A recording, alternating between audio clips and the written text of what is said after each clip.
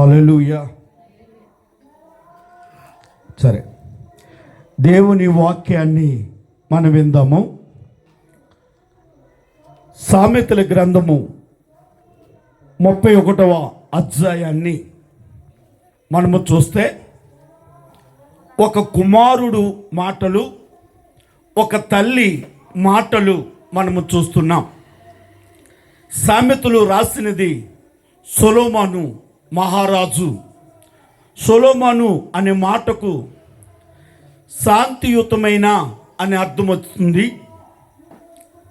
అలాగే నాతాను ప్రవక్తకు సొలొమోనుకు యెహోవా అని పేరు పెట్టాడు.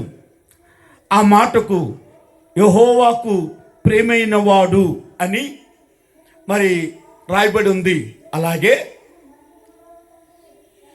ఈ 31వ అధ్యాయము మొదటి నుంచి చూస్తే లెమూయేలు అనే మాట మనకు కనబడుతుంది. ఈ పేరు తల్లి సొలొమోనుకు పెట్టినదని కొన్ని ప్రాచీన ప్రతుల్లోనూ మరి యొక్క విశ్లేషణలోనూ మనకు వివరణలు తెలియజేస్తున్నాయి. దేవునికి స్తోత్రం, హల్లెలూయా.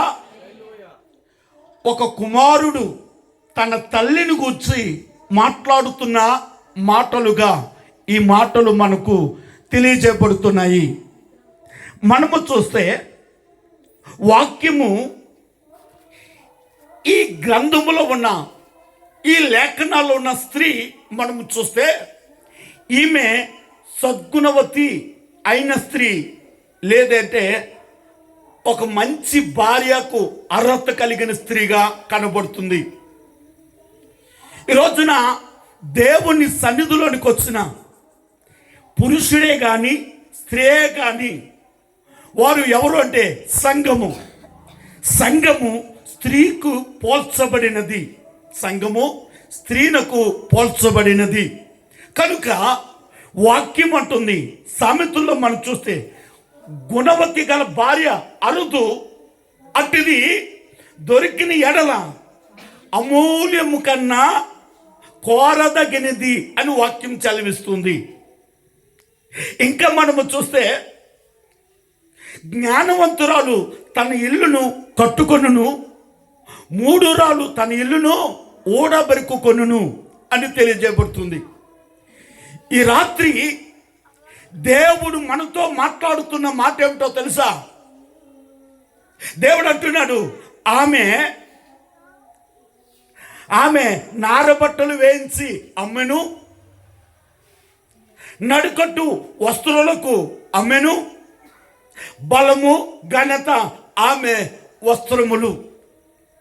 ఆమె గురించి రాయబడిన మాట ఏంటో తెలుసా? రాబోయే కాలమందు ఆమెట నిర్భయముగా ఉండెను. తల్లి, తండ్రి, ఈ రోజున దేవుడు నీతో మాట్లాడుతున్నాడు. రాబోయే 2026 సంవత్సరము నిర్భయముగా నీవు ఉండాలి అని అంటే, ఇదిగో నీకు సాదృశ్యముగా ఉన్న ఈ స్త్రీ వలె నీవు సన్ననార బట్టలు కలిగి, నడుకట్టును కలిగి, బలమును ఘనతయు కలిగి రాబోయే కాలములో నిర్భయముగా ఉందువుగాక. దేవునికి స్తోత్రం, హల్లెలూయా. ఏమిటి ఈ సన్ననార బట్టలు అన్న ఆలోచన మనము చేస్తే, దేవునికి స్తోత్రం, మనమందరము కూడా గొర్రెపిల్ల భార్యగా పిలువబడుతున్నాం. అనగా మన కొరకు ప్రాణం పెట్టిన యేసయ్య మనకు భర్త, మనము ఆయన భార్యము. ఈ రోజున దేవుడు నిన్ను పిలిచి నీ వద్ద నిలిచి నిన్ను అనవలసిన మాట ఏంటో తెలుసా? అమ్మా, నీ దగ్గర సన్ననార బట్టలు వేయించి అమ్మగలిగిన దానువు, నీవు నడికట్టు కలిగిన దానువు, బలము ఘనత నీకు వస్త్రములుగా ధరించుకున్నావు. కాబట్టి రాబోయే కాలము విషయమై నిర్భయముగా ఉందువుగాక అని ప్రభు నీతోనుగాక. దేవునికి స్తోత్రం. హల్లెలూయా. ప్రకటన గ్రంథము 19వ అధ్యాయము 8వ వచనాన్ని మనము చదువుతూ ఉంటే, మరియు ఆమె ధరించుకొనుటకు ప్రకాశములను నిర్మలమైన సన్నపు నారబట్టలు ఆమెకి ఇయ్యబడును. అవి పరిశుద్ధుల నీతి క్రియలు. దేవునికి స్తోత్రం. హల్లెలూయా. సన్న నారబట్ట అనగా నీతి క్రియలు. ఈ రోజున ప్రభు దగ్గరకు వచ్చిన నీవు, దేవుని వాక్యాన్ని వింటున్న నీవు, దేవునితో సహవాసము కలిగి ఆయన రాకడ కొరకు ఎదురు చూస్తున్న నీవు, దేవుని నీతి కలిగి ఉన్నావా? నీతి క్రియలు కలిగి ఉన్నావా? నీ క్రియలు ఎలాగూ ఉన్నాయి? దేవునికి స్తోత్రం. హల్లెలూయా. నీతి అనగా ఏమిటి అన్న ఆలోచన చేస్తే, నీతి విషయంలో వాక్యం అంటుంది. నీతి విషయంలో మొట్టమొదటి మాట ఏమిటంటే, ఈరోజు 3 మాటలు మీకు తెలియజేస్తాను. 1 సన్నపు నారబట్టలు, 2 నడుకొట్టు, 3 బలము ఘనత. సన్నపు నారబట్టలు అనగా నీతి క్రియలు. ఏమిటి చెప్పండి? నీతి క్రియలు. ఈమె ఎంతగా కనపరచబడటానికి కారణం నీతి క్రియలు. రాబోయే కాలము నిమిత్తమే నిర్భయముగా, భయము లేకుండా, ఆందోళన లేకుండా ఉండడానికి ఈమె కలిగినది నీతి క్రియలు కలిగినది. వాక్యములో మనము చూస్తే రోమా పత్రిక 4వ అధ్యాయము 3వ వచనము, కానీ యాకోబు పత్రిక 2వ అధ్యాయము 23వ వచనమును కానీ చదవండి త్వరగా. అబ్రహాము దేవుని నమ్మెను, అది అతనికి నీతిగా ఎంచబడెను. దేవునికి స్తోత్రం. హల్లెలూయా. నీతి అనగా దేవుని నమ్మడం. నీతి అనగా దేవుణ్ణి నమ్మడం. వాక్యం అంటుంది, ఆయన యొద్దకు వచ్చువారు ఆయన ఉన్నాడని, ఆయన వెతకు వారికి ఫలము దయచేవాడని నమ్మవలను కదా. నువ్వు దేవుని దగ్గరకు వచ్చి దేవుని వాక్యాన్ని వింటూ దేవుని వాక్యపు నీడలో ఎదుగుతున్నా నీవు, నీ ఆలోచన ఏంటి? నేను దేవుని దగ్గరకు వచ్చాను, ఆయనను వెతుకుతున్నాను కనుక ఆయన ఫలము దయచేస్తాడని నమ్ముతున్నావా? నీలో నమ్మకం ఉందా? దేవునికి స్తోత్రం. హల్లెలూయా. అబ్రహాము దేవుణ్ణి నమ్మెను. అబ్రహాము కల్దీల దేశంలో ఉన్నప్పుడు అబ్రహామును దేవుడు అన్నాడు, అబ్రహాము రా, నేను చూపించు దేశానికి వెళ్ళు అని అన్నాడు. దేవునికి స్తోత్రం. హల్లెలూయా. అబ్రహాము అంతకుముందు అబ్రహాము విగ్రహారాధికుడు. తన చేతితో చెక్క బొమ్మలను, కొయ్య బొమ్మలను, విగ్రహాలు పోతపోసి అమ్మేవా వృత్తి కలిగిన వాడు. అలాంటి అబ్రహామును దేవుడు దర్శించి రా అని అంటే, అబ్రహాము దేవుణ్ణి నమ్మాడట. దేవునికి స్తోత్ర. అబ్రహాము రా, నేను చూపించు దేశానికి వెళ్ళంటే, ఆ దేశంలో పంట ఏమిటి? ఆ దేశంలో వర్షం పడుతుందా? ఆ దేశంలో బంగారం దొరుకుతుందా? వెండి దొరుకుతుందా? ఇవేమి అడగలేదు. నువ్వు పిలుస్తున్నావు కదా, పలానా దేశానికి వెళ్ళమన్నావు కదా, ఈ దేశంలో నేను వెళ్ళిన తర్వాత నేనేం తినాలి, నేను ఎలా బ్రతకాలి, ఇవేమి అడగలేదు. అడగకుండా దేవుడు అబ్రహాము చూపించి ఎక్కడికి వెళ్ళమన్నాడో అక్కడికి వచ్చాడట. దేవునికి స్తోత్రం. అబ్రహాము యొక్క ఆలోచన ఏంటో తెలుసా? నన్ను పిలిచినవాడు, నన్ను రమ్మన్నవాడు నన్ను నడిపిస్తున్నవాడు సర్వశక్తి గల దేవుడు. సర్వశక్తి కలిగిన దేవుడే నన్ను పిలిచినప్పుడు నేను పండుకొనుట, లేచుట, నిద్రపోవుట ఏదైనా సరే దేవుడు ఏం చేస్తాడు? ఆయన చూసుకుంటాడు.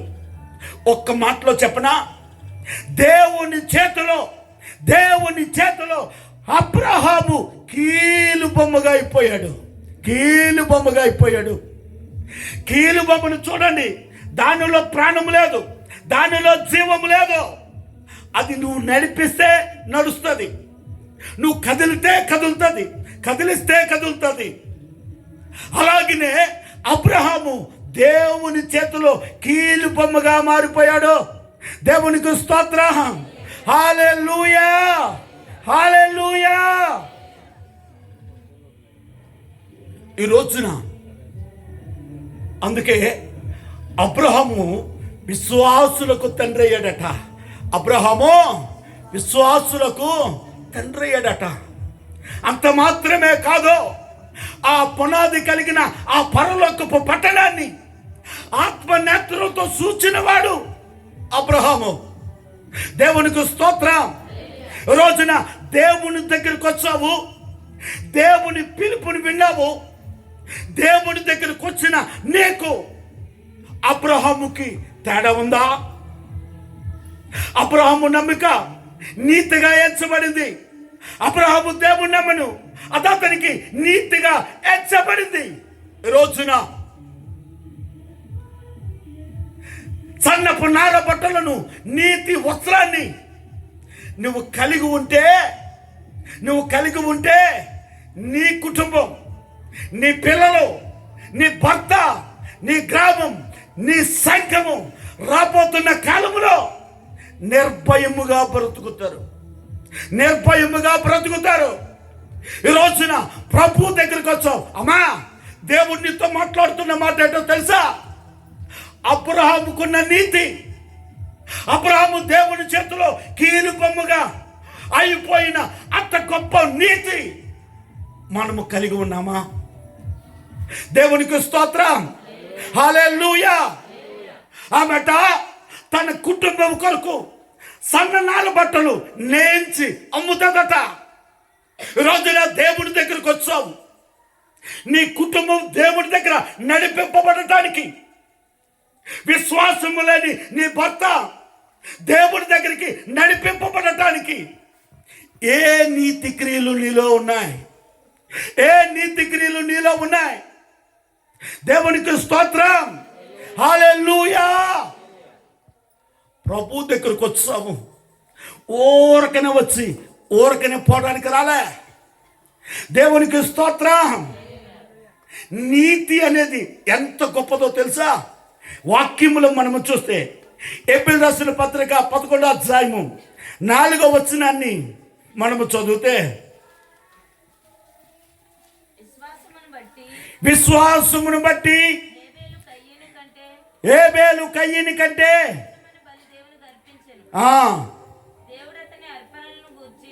దేవుడు అతనిని అర్పణలను గూర్చి సాక్ష్యమిచ్చినప్పుడు అతడు విశ్వాసమును బట్టి నీతిమంతుడు అని సాక్ష్యం పొందాడట.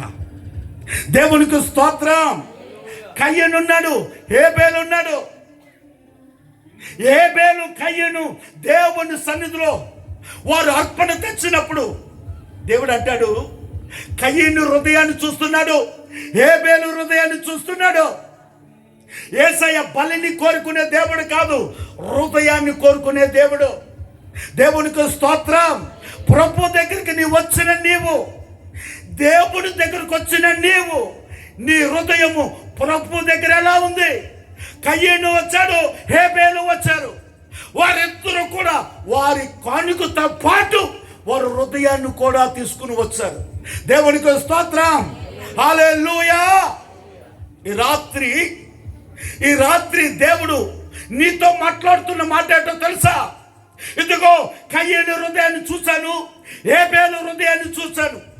వారి ఇద్దరి హృదయాలలో వ్యత్యాసం ఉంది. ఒకని హృదయమేమో నాకు అనుకూలంగా ఉంది, ఒకని హృదయమేమో నాకు అనుకూలంగా లేదు. ఈరోజున ప్రభు దగ్గరకు వచ్చావు, ప్రభు నీతి కార్యాలను వస్త్రముగా ధరించుకోవడానికి వచ్చావు. అయితే దేవుడు అంటున్నాడు, నిన్ను ఈ రాత్రి నీ క్రియలన్నీ కూడా నీతి క్రియలుగా, సన్నపు నారబట్టలుగా మార్చాలని దేవుడు మాట్లాడుతున్నాడు. నీ హృదయాన్ని చూస్తున్నాడు. అంత మాత్రమే కాదు, నీతిమంతుడైన హేబేలు చనిపోయినా సరే విశ్వాసము ద్వారా మాట్లాడుతున్నాడు.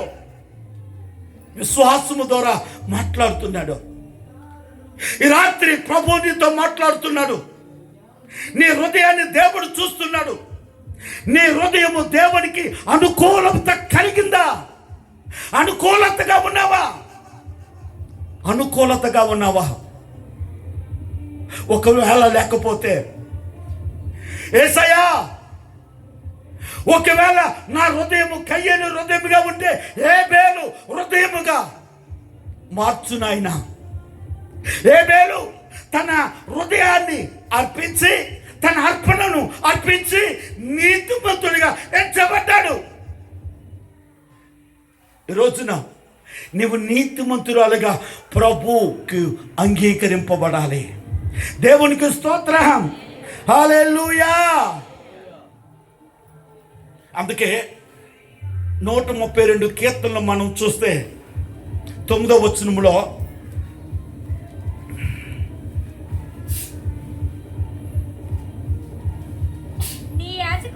నీ యాజకులు నీతిని వస్త్రముగా ధరించుకొందురుగాక. చాలు, దేవునికి స్తోత్రం. నీ యాజకులు నీతిని వస్త్రముగా ధరించుకొందురుగాక. ఎవరు యాజకులు? వాక్యం చెప్తున్నా నేనా? ఆరాధన చేస్తున్నా నేనా? మీరు యాజకులు కదా. అందుకే పౌలు అంటున్నాడు, తన సంఘానికి రాస్తున్నాడు, మనము దేవుని వ్యవసాయమును, దేవుని గృహమును, యాజకులైన రాజులైన యాజక సమూహము. నువ్వెవరో తెలుసా? దేవుని గృహానివి. నువ్వెవరో తెలుసా? దేవుని పొలానివి. నువ్వెవరో తెలుసా? రాజులైన యాజక సమూహము. రాజులైన యాజక సమూహము. తల్లి, నువ్వెవరో తెలుసా? నువ్వు యాజకురాలువు. తండ్రి, నువ్వెవరో తెలుసా? నువ్వు యాజకుడు. నువ్వు ధరించవలసినది నీతి వస్త్రము. ధరించవలసినది నీతి వస్త్రము. నీతి వస్త్రము ధరించాలి. ఆమె గురించి రాయబడిన మాట ఏమో తెలుసా? ఆమె సన్నపు నార బట్టలు నేయించి అమ్మను. రోజున నీవు నీతిమంతురాలైతే, నీతిని వస్త్రముగా ధరించుకొని నీ క్రియలు నీతియుక్తముగా చేసుకున్న దానివైతే, దేవుడు అంటున్నాడు, నీవు ఎవరో తెలుసా? సన్నపు నార వస్త్రాలు నేయించి అమ్ముదాను. అంటే ఏంటో తెలుసా? నీవు ఏ రీతిగా నీ క్రియలు నీతి కలిగినవో, నీతిని అనుసరించినవో, నీతి కలిగిన దానివో, నీ బిడ్డలు అదే వస్త్రాన్ని ధరించడానికి, నీ భర్త అదే వస్త్రాన్ని ధరించడానికి, నీ కుటుంబం అదే నీతి సత్క్రియలు చేయడానికి నీవే వారి పక్షముగా నీతి వస్త్రాలు నీవు నేయించేదానువుగా ఉండాలి.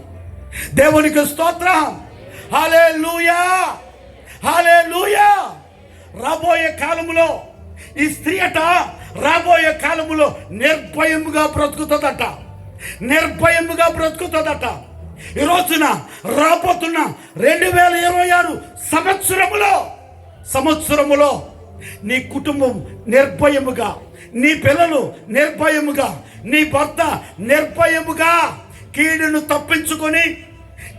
తప్పించుకొని ఆపదలు తప్పించుకొని శ్రమైన కాలాన్ని తప్పించుకొని ఆ ప్రభు రాకడ ఆసన్నమైతే ఆ రాకడాసన్నమైతే భూమి మీద 7 ఏళ్ల శ్రమ కాలమును తప్పించుకొనటానికి నీ కుటుంబానికి నీవే యాజకులుగా మారాలి. దేవునికి స్తోత్రం. హల్లెలూయా. నా వైపు చూడాలి జాగ్రత్తగా, నా వైపు జాగ్రత్తగా చూడాలి. ఇప్పుడు నువ్వెవరో తెలుసా? నా దేవుడు నీతో మాట్లాడుతున్నాడు. నీ కుటుంబానికి నీవే యాజకుడు, నీ కుటుంబానికి నీవే యాజకురాలు. నీ కుటుంబానికి నీవు యాజకుడు అయితే నీ కుటుంబం ఏది? నీ బిడ్డలేరి? నీ భర్తేడి? దేవునికి స్తోత్రం. హల్లెలూయా. అయితే మనం ఏ క్రియలో లేమో తెలుసా? నీతి క్రియలు జరిగించే వారి వరుసలో లేమో. నీతి క్రియలు జరిగించే వారి వరుసలో లేమో. ప్రభు నీతో మాట్లాడుతున్నాడు. 2025 సంవత్సరం నీకు మాత్రమే దేవుని ఆశీర్వాదము దక్కిందేమో, కానీ నా ప్రభు నీతో మాట్లాడుతున్న మాట ఏంటో తెలుసా? 2026లో నిన్ను మాత్రమే కాదు, నీ కుటుంబాన్ని అంతా కూడా దేవుడు ఆశీర్వదించాలని కోరుతున్నాడు. దేవుని ప్రణాళికలో నీవు మాత్రమే కాదు, నీ కుటుంబం అంతా కూడా ఆయన ప్రణాళికలో ఉండాలని దేవుడు ఆశపడుతున్నాడు. దేవునికి స్తోత్రం. హల్లెలూయా. ఈమె ఏం కలిగి ఉందట? సన్నపు నారబట్టలు. ఇవి దేవుని నీతి క్రియలకు సాదృశ్యంగా కనబడుతున్నది. దేవునికి స్తోత్రం. రెండవదిగా మనం చూస్తే నడుకట్టు. ఏంటి చెప్పండి? నడుకట్టు.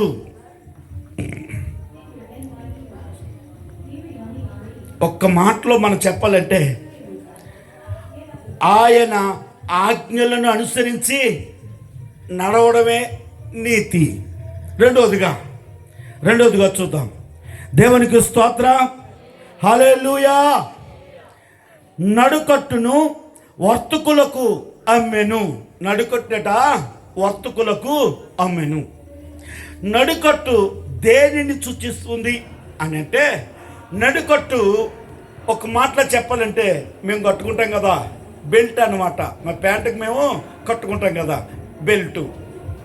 యుద్ధంలోనికి వెళ్ళేటప్పుడు వారు మొలక కట్టుకున్నప్పుడు దానిని నడుకట్టు అని పిలుస్తారు. ఆ వైపు చూడ. దేవునికి స్తోత్రం. హల్లెలూయా. హల్లెలూయా. దేవుడు మాట్లాడుతున్నాడు, మీరెందుకు మాట్లాడుకుంటారు? ఆయన మాట్లాడొద్దు, మేము మాట్లాడుకుంటామనా? పరే ఆయన మాట్లాడేస్తాడు, ఆయన ఊరుకుంటాడు, మీరు మాట్లాడండి. దేవునికి స్తోత్రం. ద్వితీయోపదేశకాండము 6వ అధ్యాయము 25వ వచనాన్ని చూద్దాం. మన దేవుడైన యెహోవా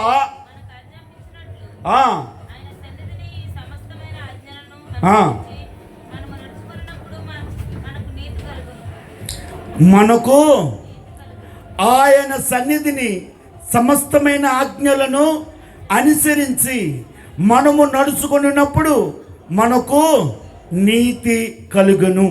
దేవునికి స్తోత్రం. హల్లెలూయా. హల్లెలూయా.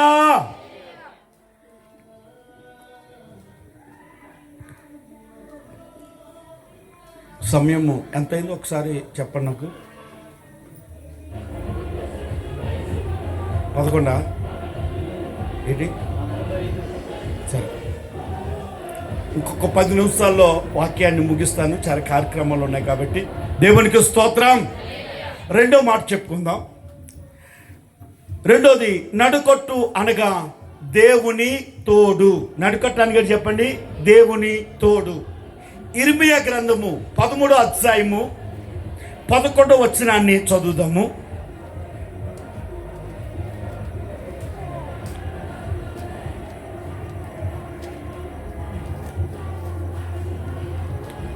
ఇర్మియా 13:11. నాకు కీర్తి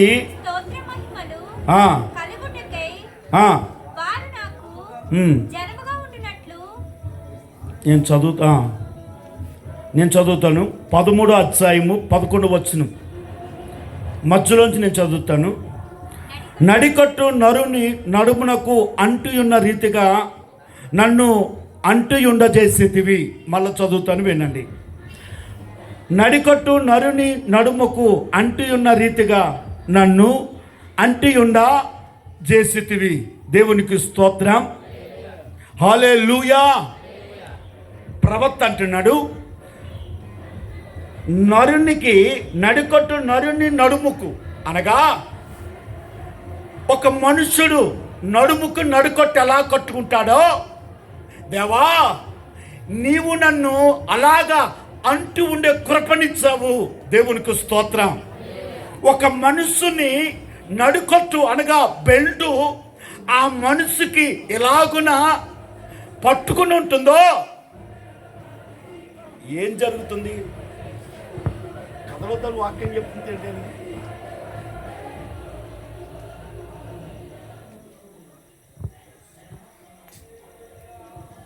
హల్లెలూయా. వాక్యం చెప్పేటప్పుడు కథలొద్దని చెప్తున్నాను, మెదలొద్దని చెప్తున్నాను. మీరు ఎందుకు 100 పనులు పెట్టుకుంటున్నారు నాకు అర్థం కావట్లేదు. ఎంత పనున్నా వాక్యానికి ముందు, వాక్యానికి తర్వాత.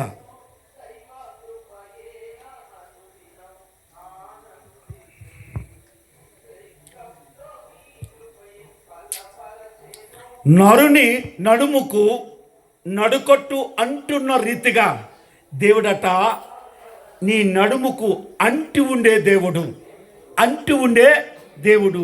దేవునికి స్తోత్రం. మనుషుడు ఎక్కడికి వెళ్ళినా నడుముకున్న నడుకట్టు ఎలాగున మనసుకుంటుందో నీ దేవుడు ఎలాంటి వాడంటే నీ నడుముకు అంటి ఉన్నట్లుగా నీకు తోడు ఉండే దేవుడు. దేవునికి స్తోత్రం. హల్లెలూయా. నీ దేవుడు నీకు తోడుగా ఉండే దేవుడట. అందుకే వాక్యం అంటుంది, హోషే గ్రంథము 14వ అధ్యాయము 5వ వచనాన్ని మనము చదువుతున్నప్పుడు, దేవునికి స్తోత్రం, చెట్టుకు మంచున్నట్లుగా నేను అతని కుందును. ఎలా ఉంటాడట? చెట్టుకు మంచున్నట్లుగా నేను అతను కుందును. చెట్టు మీద మంచు పడినప్పుడు మంచు కనబడుతుందా? చెట్టే కనబడుతుందట, చెట్టే కనబడుతుంది. నీ దేవుడు అంటున్నాడు, చెట్టుకు మంచున్నట్లుగా. మంచు చెట్టులో మిళితమైపోతుంది. చెట్టు మంచు ఏమవుతుందో తెలుసా? చెట్టులో మిళితమైపోతుంది. చెట్టులో అలాగా మిళితమైపోతుంది. నీ దేవుడు అంటున్నాడు, నీ దేవుడు ఏమంటున్నాడు తెలుసా? నేను నీకు వేరేగా ఉండే దేవుని కాదు, నీతో నేను మిళితమైపోతాను, నీతో నేను మిళితమైపోతాను, నీలో నేను కలిసిపోతాను. ఎంత గొప్ప దేవుడండి, ఎంత గొప్ప దేవుడండి. అందుకే చదవద్దు, 23 కీర్తనలో మనం చూస్తే, నూనెతో నా తల అంటి ఉన్నావు, నూనెతో నా తల అంటి ఉన్నావు. దేవునికి స్తోత్రం. ఒక మనుషుడు తలకు నూనె రాసిన తర్వాత నూనె వేరేగా వెంట్రుకేరుగా కనబడతా? నూనె వెంట్రుకలో మిళితమైపోద్ది, కలిసిపోతుంది. నిన్ను సంరక్షించి కాపుదలించి నిరంతరము నిన్ను కాపు కాసే దేవుడు ఎలా ఉంటాడో తెలుసా? నీలో మిళితమైపోయి ఉంటాడు ఆయన. దేవునికి స్తోత్రం. హల్లెలూయా, హల్లెలూయా. రోజున వాక్యం వింటున్నావు, నీ దేవుడు అంటున్నాడు, నీవు నడుకట్టు ఎలాగును ఉంటుందో నేను నీకు అలాగును అంటాను. దేవునికి స్తోత్రం. హల్లెలూయా. నడుకట్టునట వర్తకులకు అమ్ముతుందట. ఈమె నడుకట్టు కలిగింది, ఇంకా నడుకట్టుని సంపాదించి తయారు చేసుకుని వర్తకులకు అమ్ముతుందట. దేవునికి స్తోత్రం. అంటే ఎప్పుడు అమ్ముతారు? ఎప్పుడు అమ్ముతారు? మన దగ్గర ఒకటి ఉంది, అమ్ముతారా? అంటే మన దగ్గర మనము ఎప్పుడు వ్యాపారం చేస్తామంటే, ఎప్పుడు వర్తకులకు అమ్ముతామంటే, మనము మనకి కావలసిన దానికన్నా ఎక్కువ సంపాదించినప్పుడు మనము వర్తకులకు దాన్ని అమ్ముతాం. అనగేటో తెలుసా? ఈరోజు నా తల్లి, ప్రభు దగ్గరకు వచ్చావు, నడుకట్టును నీకు మాత్రమే సంపాదించుకోవద్దు, నీ పిల్లలకు నడుకట్టు, నీ పిల్లలకు దేవుడు తోడు సంపాదించు, నీ భర్తకు దేవుడు తోడు సంపాదించు. దేవునికి స్తోత్రం. గుణవతి కలిగిన భార్య ఏం చేస్తా తెలుసా? తన ఇల్లును కట్టుకుంటుందట, 3 రోజులు తన ఇల్లును ఓడబెరుక్కుంటుందట. నీవు మాత్రమే పరలోకానికి సిద్ధపడి నీ కుటుంబాన్ని నరకములోనికి వెళ్ళే స్థితిలో ఉంటే కనుక, నువ్వు దేవుని వాక్యం అంటుంది, నువ్వు 3 రాలువే. నీ ఇల్లు అనగా ఏంటో తెలుసా? ఇల్లు అనగా మనం నివసించే ఇల్లు కాదు. ఇల్లు అనగా మన కుటుంబం. ఇల్లు అనగా మన కుటుంబం. ఈరోజు నా ప్రభు దగ్గరకు వచ్చావు, నువ్వు ఎలా ఉండాలో తెలుసా? నీ నీతి క్రియలు ఎలా ఉండాలో తెలుసా? నీ నడుకట్టు ఎలా ఉండాలో తెలుసా? దేవునికి స్తోత్రం. నీ కుటుంబాన్ని అంతటిని కూడా ఎక్కడికట నడుకట్టును సంపాదించేవారుగా, వారికి నీవే నడుకట్టు. అనగేటో తెలుసా? నీవు రక్షింపబడ్డావు, దేవుని కృపలో నీవు బలపరచబడ్డావు.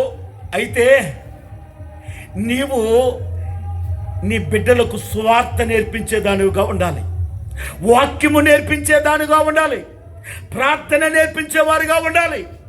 నీ కుటుంబాన్ని సామర్థ్యత కలిగి ఒక గుణవతైన భార్య, మరి ఒక మంచి స్త్రీ తన కుటుంబాన్ని ఎలాగైనా సామర్థ్యత కలిగి నడిపిస్తుందో, తన సంసారాన్ని బాధ్యత కలిగి చేస్తుందో, అలాగనే దేవుని దగ్గర నువ్వు బాధ్యత కలిగి నీ కుటుంబాన్ని దేవుని దగ్గర నడిపించాలి. ఈ రాత్రి నీవు కనుక దేవుని మాటను నీ హృదయంలో చేర్చుకుని అలాగును నువ్వు చేయగలిగితే 2026 సంవత్సరపు ఆఖరి వచ్చేసరికి నీవు ఎవరితో ఉంటావు తెలుసా? నీ కుటుంబం కట్టుకుని స్థలములో ఉంటావు, నీ బిడ్డలను కట్టుకుని స్థలములో ఉంటావు, నీ భర్తను కట్టుకుని ఈ స్థలములో ఉంటావు. దేవునికి స్తోత్రం. హల్లెలూయా. అప్పుడు దేవుడు అంటాడు, ఒక మంచి ప్రార్థన, కీర్తన గ్రంథం 16 అధ్యాయం 3వ వచనం చదవండి.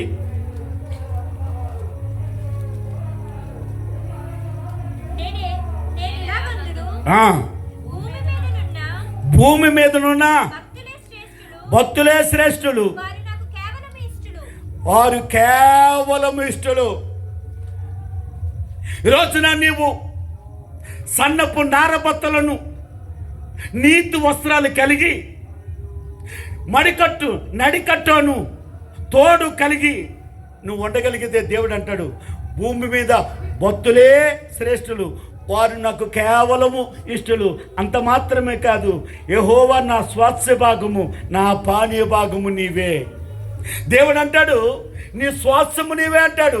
నువ్వేమంటావో తెలుసా? యెహోవా నా స్వాస్థ్యము, నా పానీయ భాగం నీవే అని దేవునితో చెప్పగలవు. దేవునికి స్తోత్రం. హల్లెలూయా. 3వది ఏంటో తెలుసా? బలము. ఏంటి చెప్పండి? ఆమె కలిగింది ఏంటట? బలము. దేవునికి స్తోత్రం. ఇశ్రాయేలీలు ఐగుప్తు ప్రయాణములో ఐగుప్తులందరినీ కూడా ఎర్ర సముద్రంలో ముంచిందేటో తెలుసా? దేవుని బలము. ఏ బలం అది? దేవుని బలము. అదే ఎర్ర సముద్రంలో ఆరిన నేల మీద నడిచినట్లుగా చేసిందేటో తెలుసా? దేవుని బలం. దేవుని బలం. నీ శత్రువులను సముద్రంలో ముంచి నిన్ను మాత్రం అదే సముద్రంలో ఆరిన నేల మీద నడిపించిన ఏంటో తెలుసా? దేవుని బలం. ఈ రోజున ఆ బలమే కనుక నువ్వు సంపాదించుకోగలిగితే, ఆ బలమే కనుక సంపాదించగలిగితే, ఇశ్రాయేలీయులు ఐగుప్తు దేశం నుండి కానాను ప్రయాణంలో ఉన్నారు. మనము ఈ లోకం నుండి పరమకాన అనబడుతున్న పరలోకపు ప్రయాణములో మనం ఉన్నాం. ఈ ప్రయాణములో శత్రువు అనబడుతున్న అపవాది ఎవరిని మెరుగుదామా అని గర్జించే సింహం వలె పరిగెత్తి పనిచేస్తున్న అపవాదిని సముద్రం అనబడుతున్న పాతాళంలో ముంచి మన కాళ్ళ కింద వాడిని త్రొక్కి మనలను ఆ పరమ కానానికి చేర్చేదే దేవుని బలం. దేవునికి స్తోత్రం. గిజోనుతో దేవుడు అంటున్నాడు, గిజోను, ఫిలిష్తీయుల మీదకి యుద్ధానికి వెళ్తావా అంటే, అవును ప్రభువా. అంతమంది జనంతో నేనున్నాను. పిరుకు దోసిన ముందుకు పొమ్మంటే 22,000 మంది పోయారు. 10,000 మంది ఉన్నారు. నీటి దగ్గర మోకరించారు. 9,700 మంది పోయారు. 300 మందే మిగిలారు. దేవునికి స్తోత్రం. అప్పుడు అన్నాడు, నీ 300 మందితో కాదు, నా బలముతో ఫిలిష్తీయుల మీద విజయాన్ని ఇస్తాను. ఫిలిష్తీయుల మీద విజయాన్ని ఇస్తాను. ఈరోజు నీకు కావాల్సింది దేవుని బలం. ముగించుకుందాం. రాబోయే కాలములో నిర్భయముగా నీవు నీ కుటుంబం ఉండాలి అంటే సన్ననార బట్టలను, నీతి వస్త్రాలను నువ్వు కలిగి ఉండాలి. దేవుని నమ్మడమే నీతి. రెండవదిగా దేవుడు తోడు అను నడుకట్టును కలిగి ఉండాలి. 3 బలము, ఘనత. ఆమె వస్త్రాలుగా ధరించిందట. ఏంటి చెప్పండి? ఆమె వస్త్రాలుగా ధరించిందట. అట్టి కృప దేవుడు మనెల్లరికూ అనుగ్రహించునుగాక.